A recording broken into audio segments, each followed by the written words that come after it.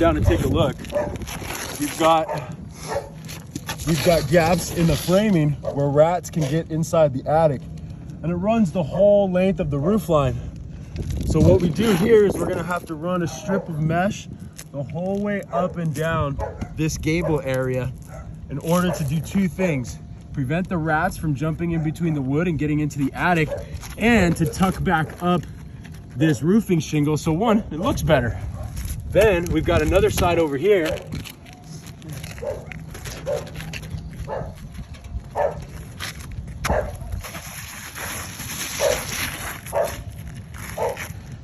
Come on down, Joe, you won't fall. Just keep rolling. That was the funnest thing I did today. And then what we got is a similar situation here on this roof line where it's possible can get rodents underneath this fascia board and up into the attic. So we're gonna run another bead of mesh along here.